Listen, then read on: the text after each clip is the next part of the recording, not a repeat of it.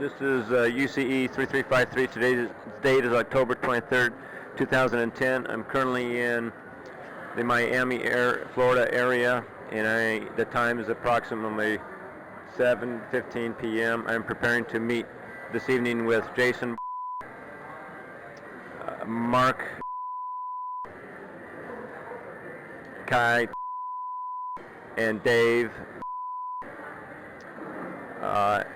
At the conclusion of the meeting, this recording device will be deactivated by UCE 3353, and it will be deactivated at this time until the meeting starts.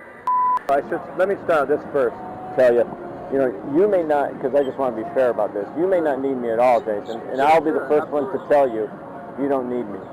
I'll be the first one to say, you know what, you could do this on your own in a real smaller way, and what that will be based on is the amounts we're talking about. Right. It's not going to be worth your time or mine, or your money or my money, if it's like, you're talking 10 thou, 100 thou, 500 thou. Okay, that's really, and I'm telling you this just so you'll know. Right. You won't need to waste your money on having me help you out on this. You. Okay. Yeah. But 500 and above, that you're in the ball game then. Yeah. And that's where it would be worth somebody. And again, I'm not sitting here telling you your business and what to do. Sure. I'm just going to tell you what I do and what I can do for people, and what I do for people. Like the party that you were at, most of those people were, well, almost all of them were clients of mine from somewhere in the place, okay? Or real good friends I've known for 20, 30 years. Sure. And they've all at some point come to me and said basically that, we have some money that we need to take care of. We need it cleaned up to make it look legitimate, and, we can't do it because they don't have things set up that way, and that's what I do. Right. I've had that stuff set up for 30 years for doing that stuff. Okay, so, and I'll talk some hypotheticals, but hypothetically, if you had a certain amount of money, well, let me put it this way. For various clients, I take various different amounts of denominations. Yeah, fees too. And what it comes in, okay? Like bonds or stock certificates or cashiers. You know what? Sit here. I got your glasses on. Yeah, no problem. You'll be a lot better if you're facing this way. Okay, yeah. Is this? Yeah, it's right there. Yeah. So how does it work? Like, is it like if people generally come to you with cash, or they wire it to different accounts? Okay, good point.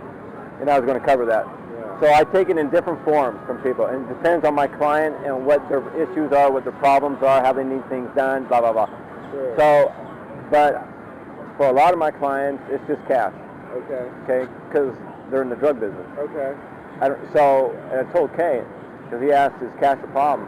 So cash isn't a problem. That's what I deal mostly in is cash. Sure, yeah. Just, a bag of cash, or whatever of cash. Yeah. Okay? There's a multitude of ways I handle the cash. But the bottom line to the whole thing is, regardless of how I handle the cash and bounce it around, okay, it will end up, and this is something I sit down with the client and get this all figured out with, considering their own circumstance, special situation. Each guy has their own deal. So, but at the end of the day, it always gets put into wherever the client decides, under whatever name they want. If you want, like, your girlfriend's name, the wife's name, the corporation name on the bank accounts, your name on the bank account, whatever. Just as long as you have access, obviously, to the fucking money. Yeah. But the money will get bounced completely cleaned up and then dumped into wherever you want. And that can be dumped into a domestic account, or it can be dumped into an overseas account. It can be dumped into a Mexican, a Hong Kong, London account. It doesn't matter. Now, if it's dumped into, like, just say a regular American account, isn't that some sort of red light as to where and how? And all that? Right. No, if people do it wrong, it is. But what happens is, if the money, and this is part of the process how I clean it up. I'll give you just an example. If I take a bag of cash out of Los Angeles, okay, like say $1 million, okay, then let's say the client wants that to be bounced overseas and end up in an account in Los Angeles or Atlanta or New York. Okay. Bounce it around, and again, this all is talked with the client about how that will move around, so they know the routine. And it could be, for example, depends on how intricate I need to get to clean up the money. Will depend on whether or not I move it around within domestic U.S. or if I take it overseas and bounce it around. Then I'm at the hotel. They keep calling, come downstairs.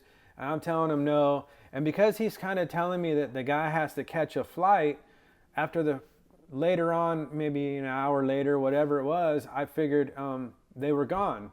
So my friend calls me, the one who does not realize that these people are informants or the feds. And he's like, where are you? And at this point, I'm like, I'm at the swimming pool. I'm at the pool. Come, whatever, come by. So here he comes with old fucking wired up guy, you know what I'm saying? An FBI agent. And I'm thinking, oh, fuck, dude. You know what I'm saying? Like, I don't want to hang out with this guy. I don't want to talk to him. So then he comes up and he's like, hey, you want to talk to me? And I'm thinking in my head, like, hell no, I don't want to talk to you, you know? And so I was like, yeah, well, what's up, you know? And so we go off to the side, and the whole time this guy's got his body wire on and his, recording our conversation. And he proceeds to tell me that, he could be a money launderer, and he could pick up money in Detroit, and he could pick up money in Chicago. And then he's like, what I do is I have these businesses, and I'll take your cash and I bounce it from this country to that country. And then what I do is I clean it for you, and I'll shoot you your cash back with an ATM card, all tax free, and this and that. And he's breaking down his whole thing on how he's a money launderer, and I'm thinking, like it's a trip, right? So I'm kind of confused, and I don't really know if I should disclose things or not. So then I'm like, oh yeah, you can go pick up money from Detroit. If I had money, you pick it up. He's like, oh yeah. And I said, who would go? And he's like, I would go. And I said, you would go? I said, because you kind of give me this impression like you're this big kind of like dude, and you're on this level that, for me, if I was on your level, I would have people to do that for me. You get what I'm saying? Mm-hmm. Like it seems weird that you would even go. I even told him, I said, it seems weird you go pick up the money yourself. Like, aren't you afraid of getting on a commercial plane with, a couple $100,000? Oh no, like I do this and I have these forms. And so long story short, it was a total setup, This whole party was fake. Later on, they let that party, it went down, it happened, we did all that. I left Miami. I eventually backtracked into Atlanta, where I had a vacation property on the lake. I had a city house, and I was out there just doing my thing, grinding. And then I decided, I'm gonna go kind of travel a little bit. I've been in Atlanta for a while, kind of like sitting, trying to hand over my business and get out of the game. And so I took off to Detroit. I ventured around Detroit, did some business out there, and I took off to Chicago.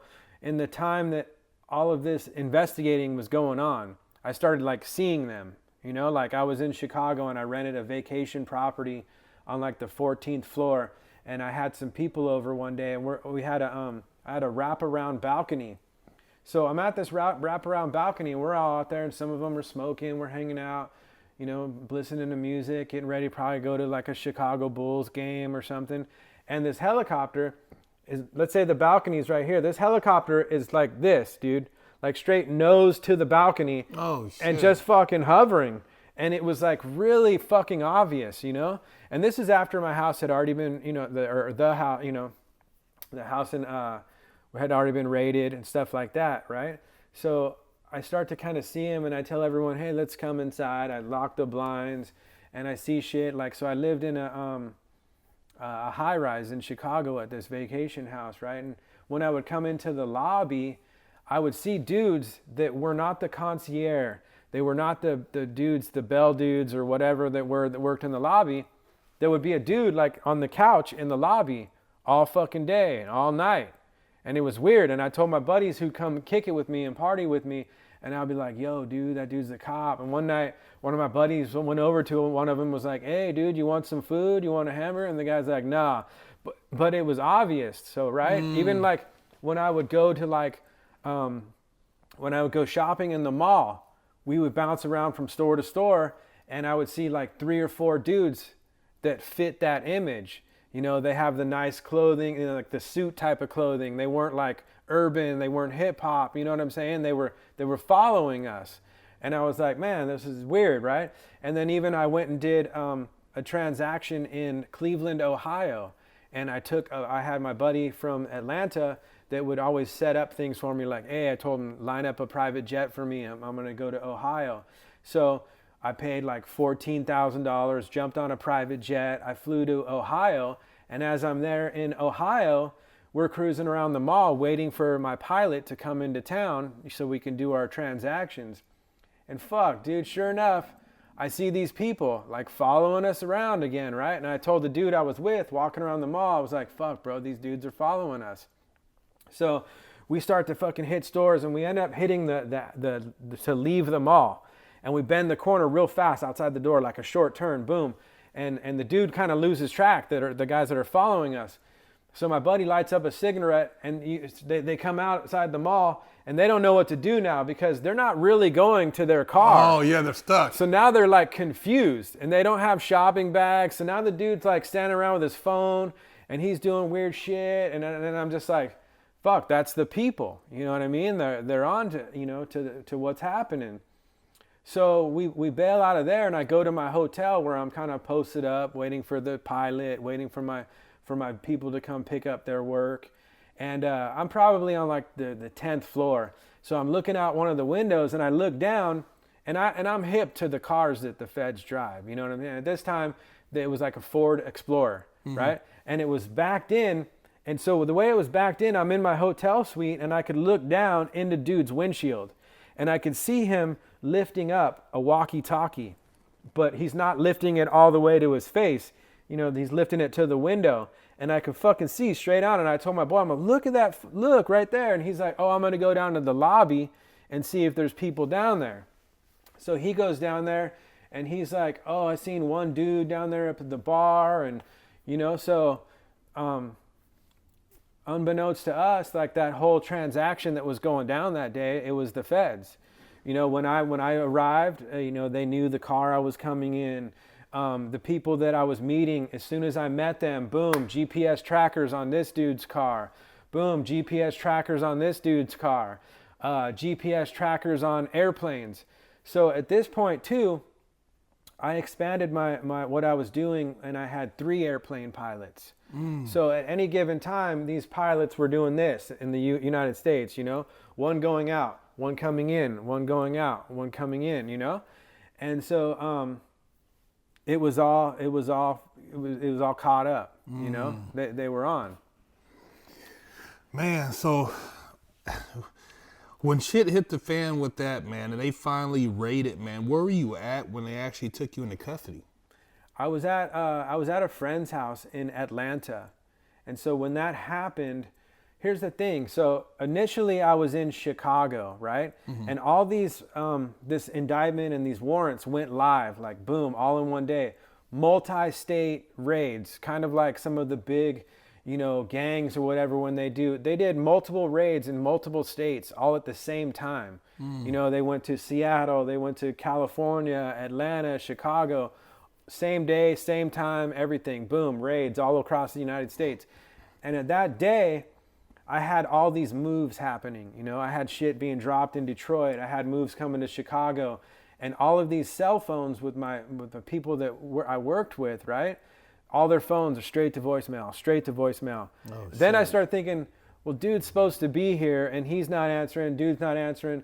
So I knew a lawyer that I already had because of, you know, being hot, you know, earlier. So I called the lawyer and I gave him some names, and he's like, dude, all of these names are on like a 20-person indictment. Oh, shit. And he's like, your name's not on there. And I was like, huh, that's weird that my name's not on there, you know? But what it was is they rolled up all these dudes. They rolled up my main pilot, the one, you know, I refer to as OG. They rolled him up. So now what does he do?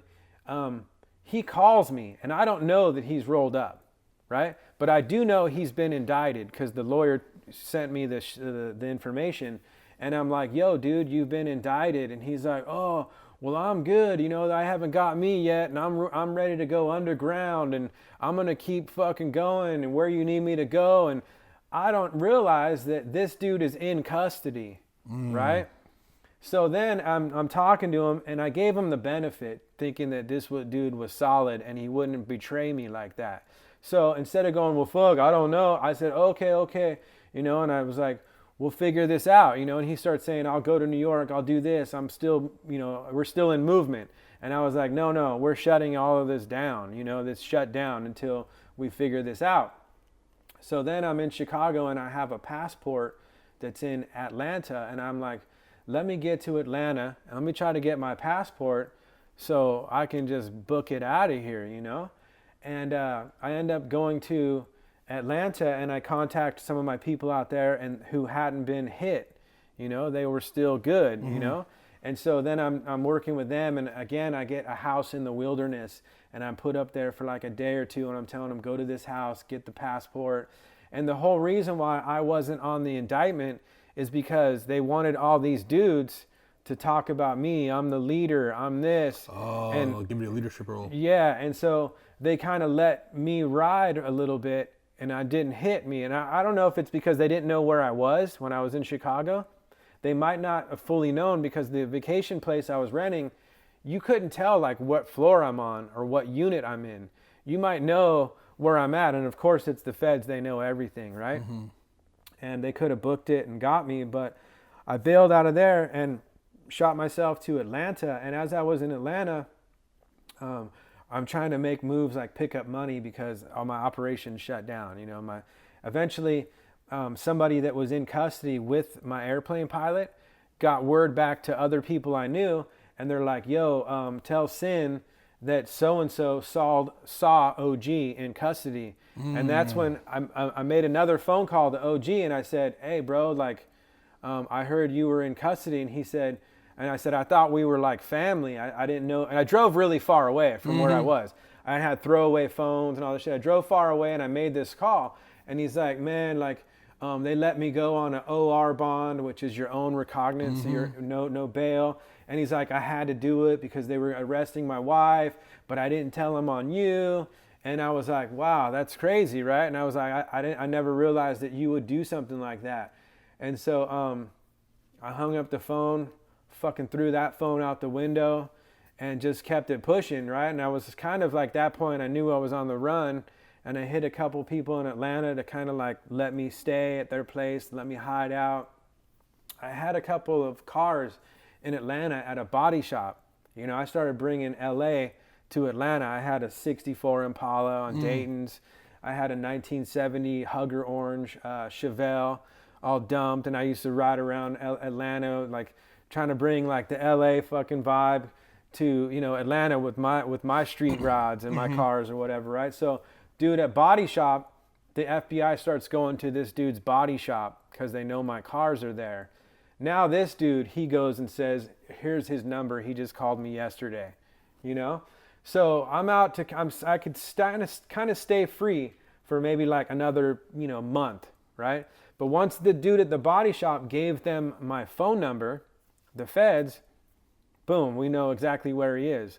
So I'm staying at a house where I'm thinking it's cool. It's 2 acres. It's got a nice swimming pool. I'm just kind of posted up, hiding out, like laying in the cut, waiting for kind of the smoke to settle. I'm talking to my Canadians up top. They're like, we'll get you over here. I'm talking to other people that are affiliated with Mexico. We'll get you over here. Am I going to Canada? Am I going to Cuba? London, where am I going? So then some dudes in Atlanta, I had got my passport. I got a couple things dialed in, and I had set myself up to fly to another country, right? And they caught wind of that. They're like, oh, he's leaving tomorrow, So sure enough, I'm at my friend's house in Atlanta, and we're all in the upstairs of the house just watching TV, and we hear it wasn't a raid like come through the door. It was a knock on the door, and it was the knock, the boom, boom, boom, And I was like, oh, that's them. And the people in the house are like, oh, that's not them. And you can come down a landing of stairs, and inside the front doors are all glass. And so you can automatically see like all of these feds are at the door. And prior to that, we started seeing helicopters when we were out at the swimming pool in the backyard. There's helicopters, and we're like, oh, that's the people. You know what I mean? And we started thinking like they're on me, at some point, right? And I kind of knew, but then I kind of didn't want to accept it. And this operation that I had was like bigger than me, And so sure enough, when they came to the house in Atlanta, they came with every agency you could think of, the IRS, the DEA, the local, Atlanta investigation, the Homeland Security, like everybody, And so sure enough, it's a wrap.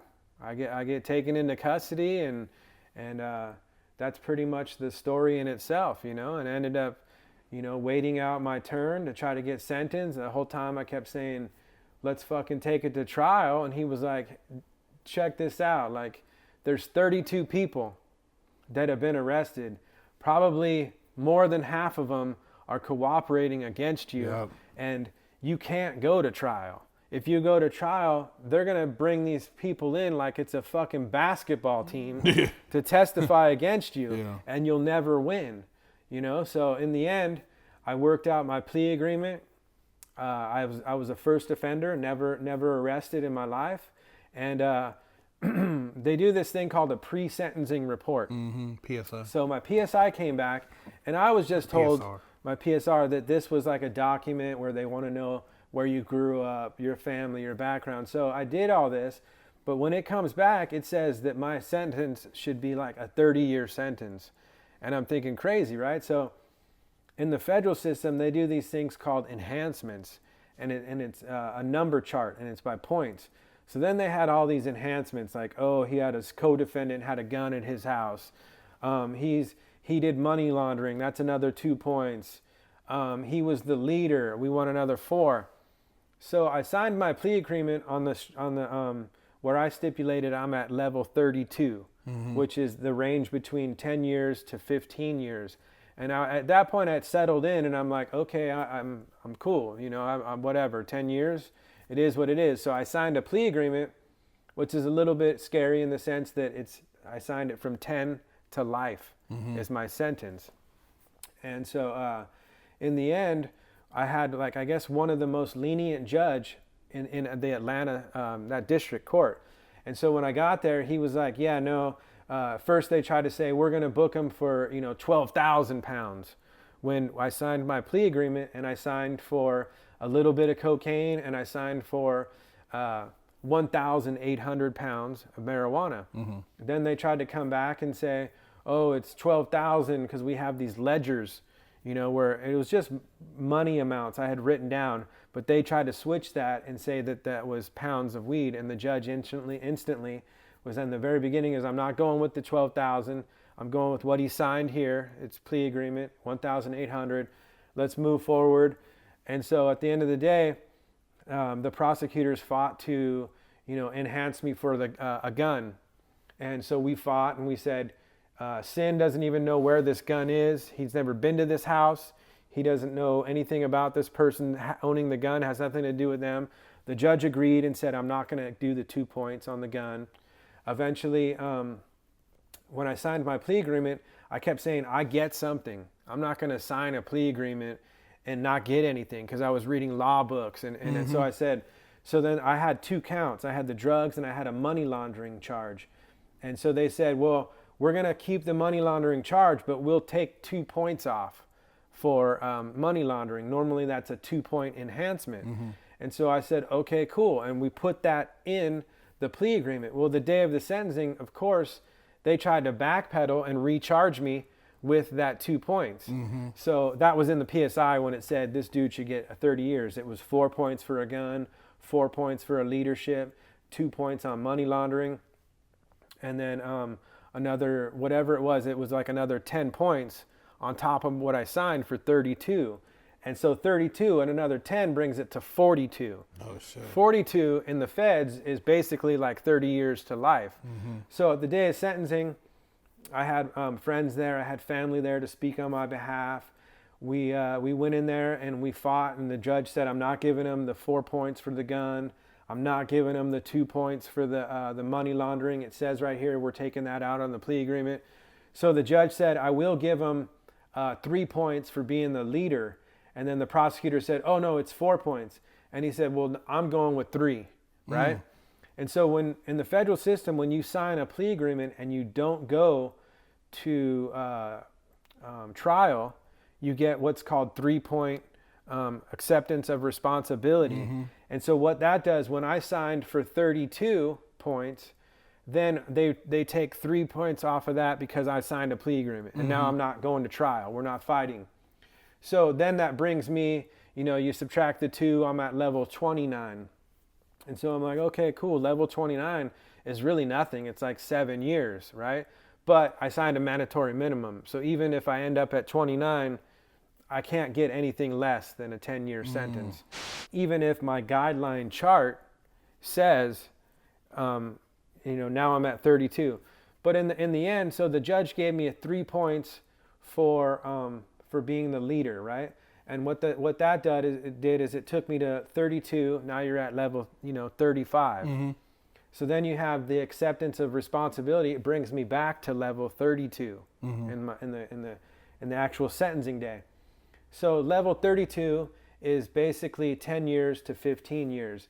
So the judge basically kind of went in the middle and told me that I should have stopped when I was rated a long time ago, and I had a chance to stop, and it showed that I didn't stop, and I had the opportunity. So now he went and had gave me 136 months, and 136 months breaks down to 11 years, 4 months.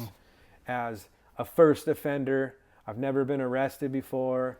I'm nothing but a traffic ticket person, So there I am. I get, booked, and I'm off to the feds, and then comes into the picture, all of my art.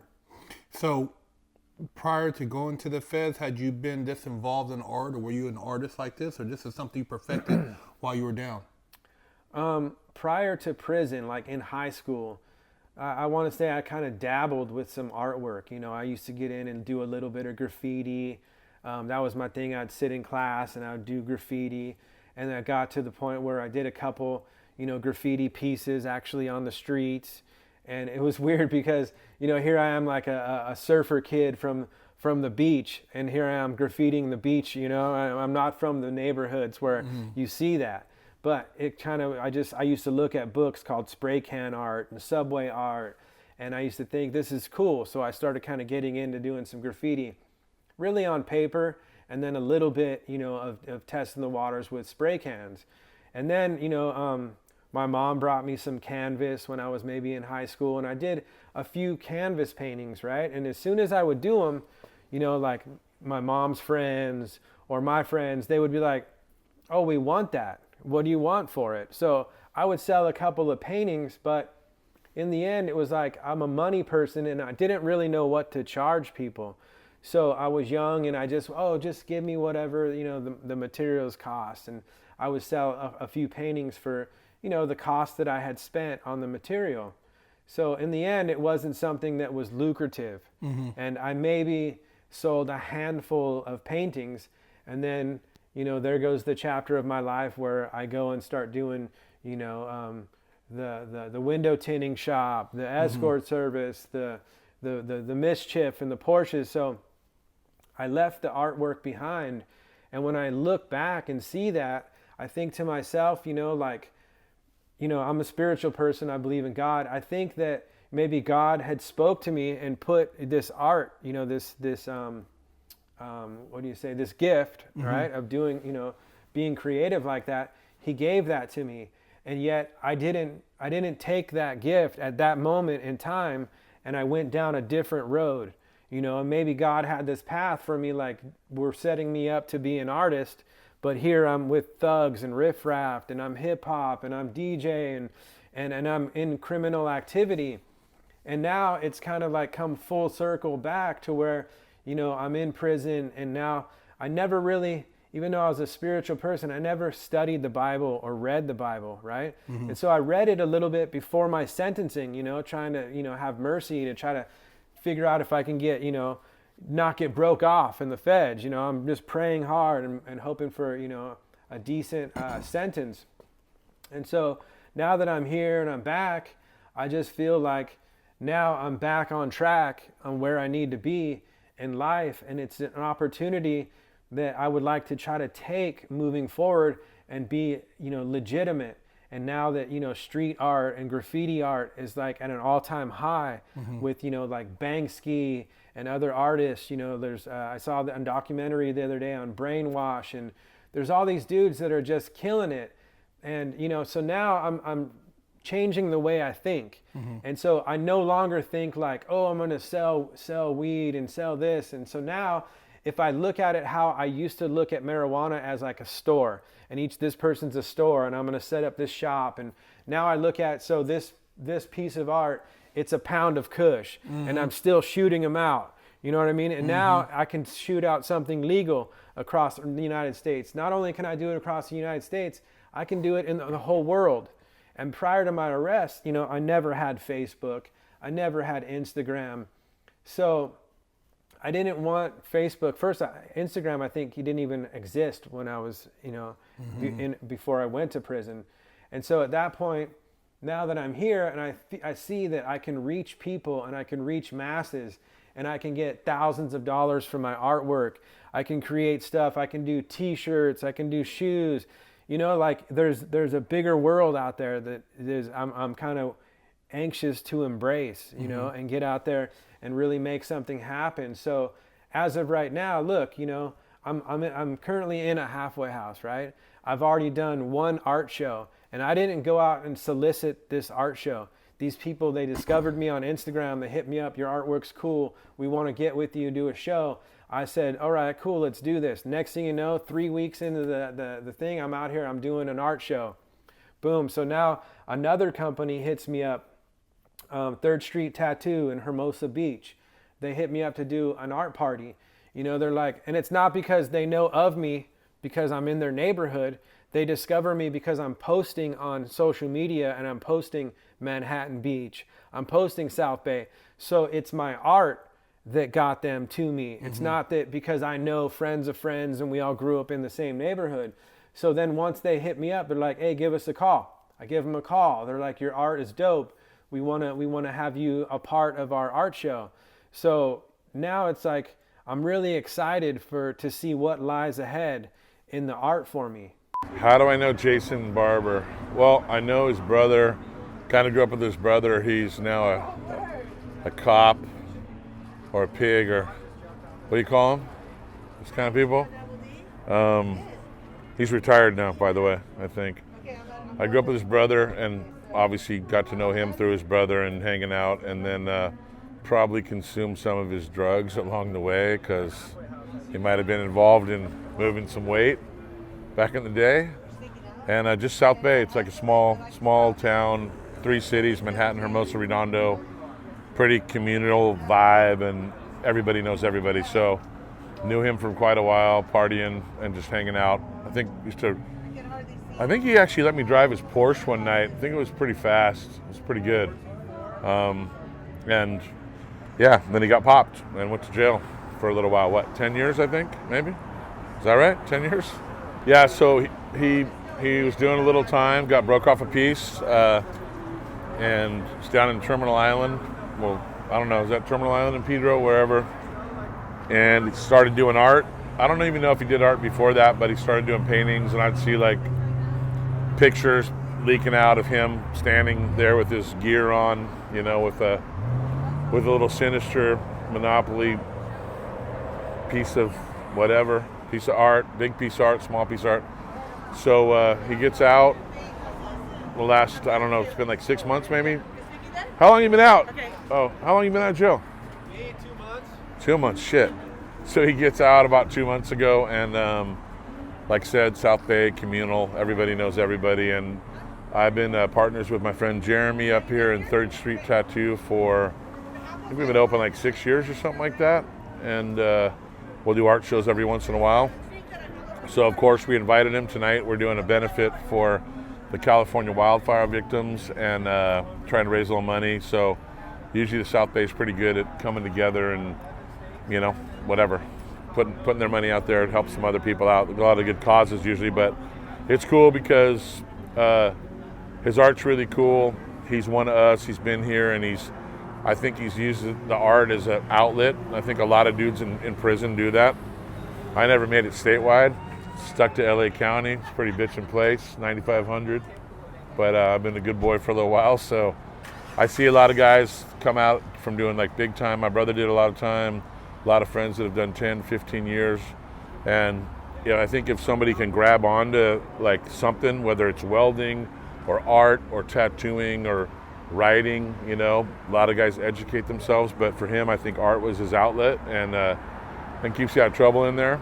If you have something like that and stoke out some other inmates, I know he was probably doing art for other dudes in there, families, whatever. I've had dudes do shit for my family, for my mom, of portraits of my brother. On the inside, my brother passed away, R.I.P. Christian.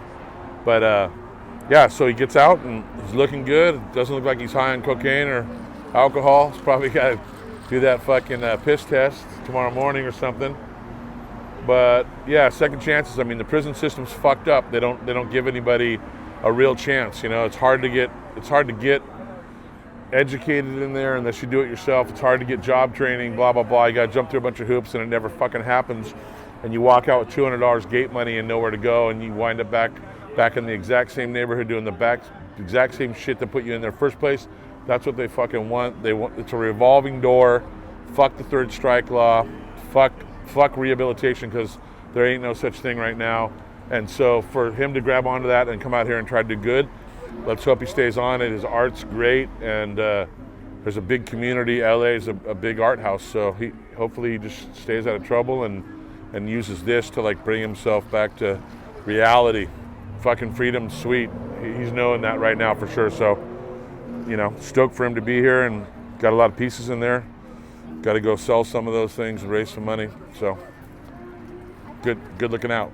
All right, so this piece here I did at a facility in San Pedro, a federal prison, Terminal Island. And so when I did this piece, I kind of felt like, you know, money is the root of all evil. So I decided to make the Monopoly dude, Sinister Monopoly.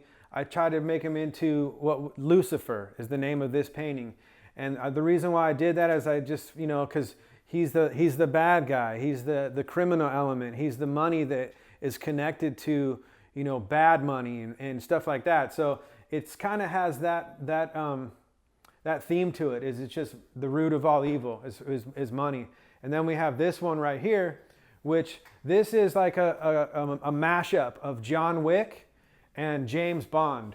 So what I wanted to do with this one is I wanted to just show the element of, you know, yeah, these dudes, James Bond is on some, you know, some crazy spy shit, and we got guns. And so this one I decided to mix in some guns, some money, some blood, just to kind of give it that vibe of, you know, criminal activity, bad things, you know. And so when I did this one, I kind of thought this was a cool color scheme. And I thought I will eventually do a series of these. And what I would do is I'll call this series the Black Light. So I've done a couple of them in this color. So we'll look for more of these colors in the future. And so over here behind us, we have this one right here where I did is the Mona Lisa. And I always thought, I've seen other artists, even though I didn't have access to the internet while I was in prison, I thought, well, I'm going to graffiti the Mona Lisa. And where I painted in prison, we actually had some posters up of artwork, and I saw the Mona Lisa on the wall in our hobby shop. And so I was like, okay, I'm gonna paint the Mona Lisa. So I thought, what could I do to, you know, mess with it a little bit? So I gave her a gun. I threw the Monopoly dude in there, and then I took a quote out of a Leonardo da Vinci book.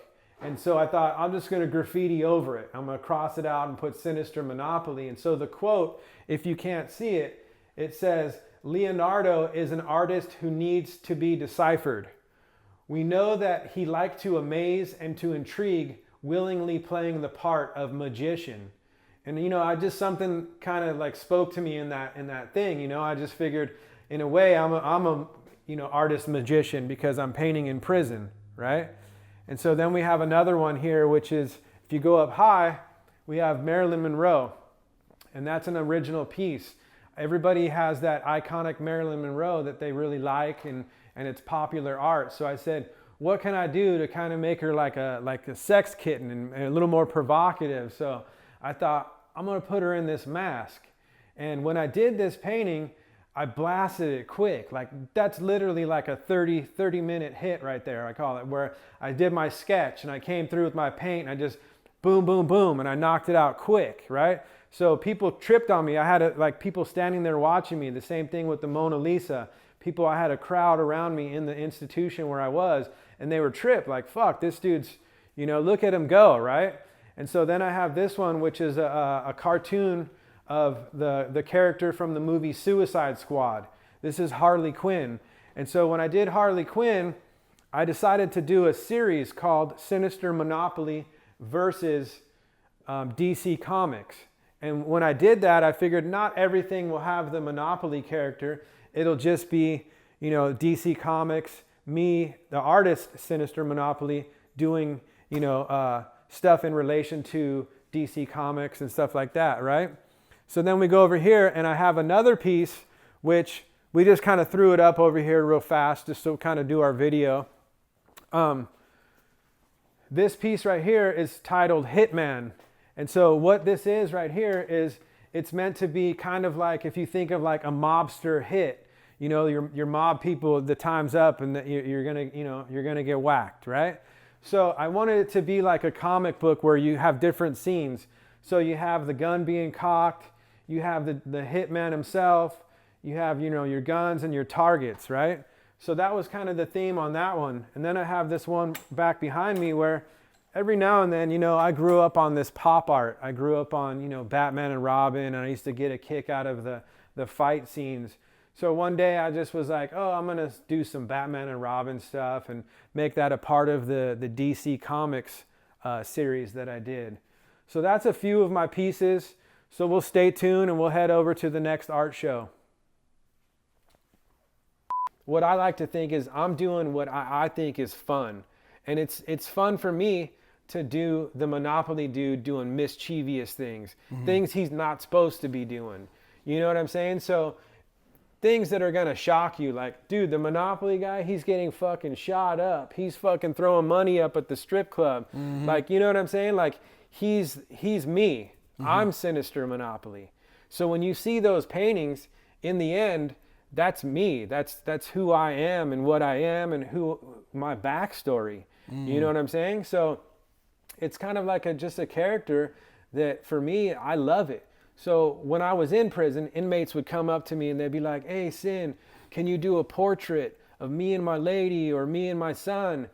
For me, I can do that. I could paint your face perfectly the way it is, but that's not fun. That's like work. So I want an outlet where I'm doing the Monopoly dude with guns up. I'm doing them making it rain. Like, to me, I get a kick out of that. I think it's funny, and I'd rather do shit that people look at it and go, fuck, that's cool, man, Like, anybody can do a portrait.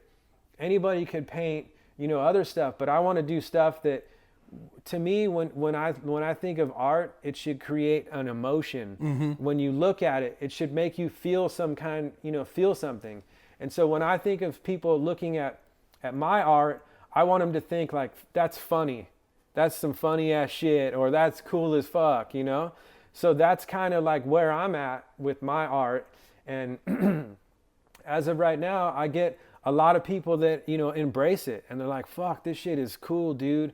You're going to blow up, and I can see this. So as of right now, I'm kind of waiting to get out of the halfway house. And people are like, when you get out, we're doing this. When you get out, I have like companies that are major shoe companies that want to see if I'll work with doing their shoes. I have other people that want to, like, we want to make some shirts, so I think things are eventually going to be huge. And so now I can move forward in life and hopefully aspire to become a successful artist and put, all of the drug game behind me, and it's not to say that, moving forward as an artist, I was wondering, do I tell my story as being a dope dealer. But at this point, it's like I can't run away from it, you know? Mm-hmm. I have to, you know, embrace it. And let's say anybody can be an artist. Anybody can be good. Anybody can be up there spray painting, doing big, you know, graffiti shit and do that. But not everybody can go to federal prison for 8 years. Not everybody can say that they did that. Not everybody can say that they are a self-taught artist in prison. I didn't go to college for art. I didn't get an art degree. You know, my art comes from the streets. You know what I'm saying? So I feel that that's more genuine with what's going on today. When you look at, like, they just had Art Basel in Miami. It's one of the biggest conventions in the United States for art. And this particular year, 2018, it's all about street art. So you look at Art Basel and all the Instagram, social media, it's street art. It's people doing murals. And I feel like now that I need to get into that and into that game and for people to know about me, I should just embrace, like, look, dude, I'm unique. You know, I have a genuine story, and I'm true to really what's going on with street art. You know, like, I'm an ex-felon. I was a criminal. You know, I'm not a dude that my family's rich and I'm doing postings on Instagrams because I'm in a Lamborghini and I painted the Monopoly dude. And you see what I'm saying? Like, I'm more of a real dude. I'm not a dude that's like out there faking it, taking selfies, taking pictures of me, you know, doing some fake shit. Like I said, all my stuff was done in, you know, the prison. You know, I started my bid in the Atlanta penitentiary, and not too many people could come out and say, like, fuck, this dude's a dope ass prison artist, you know? And so I figured, instead of running away from the fact that I did time, and some people that don't understand or that are not criminals, who have not been to prison, might say, oh, people look at people like me when they're squares like, oh, that's the scum of the earth. Like correctional guards in prison, they talk shit to you, they belittle you, they treat you like shit, they impose their will on you because they know they can, and you're a lesser person to society, and they treat you like despicable, and it's not right. You know what I'm saying? So when I look at things now, I want to know that, you know, I'm not a piece of shit in the sense of, you know, I'm not a fucking sex offender, I'm not a fucking rat. You know what I did, I'm a solid dude, and now I'm here on the streets saying this is me and this is my art, and I'm not a fake dude. You know what I mean? And I'm gonna stand up for who I am and what I am as an artist. So there you have it, everybody. Big Herc, Sinister Monopoly. One hell of an interview. Make sure you guys subscribe to the channel. Check out this man's social media. What is your social media, by the way? Right now, I'm mainly working on Instagram, which is, it's all ran together. It's all one word. It's Sinister Monopoly at Instagram. You know, because I'm fresh out of prison. I don't know much of the social media stuff. So I'm just doing a little bit of Facebook. Don't really have my Twitter all dialed in. So for now, we just have to look for more things to come. But for right now, the best way to kind of check out my work and keep up with me would be at Instagram at Sinister Monopoly. And just a heads up, everybody, we're going to be doing some limited edition shirts with this gentleman. So make sure you guys stay tuned for that. We got some dope stuff on the works. And this is Big Herc, fresh out, life after the penitentiary.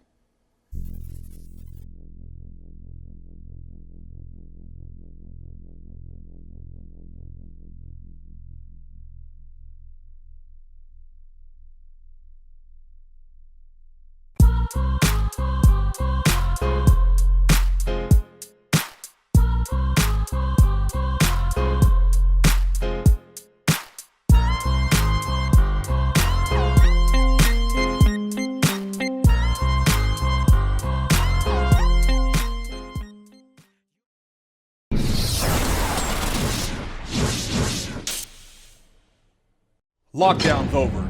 Get your yard time in. Exclusively at FreshOutSeries.com.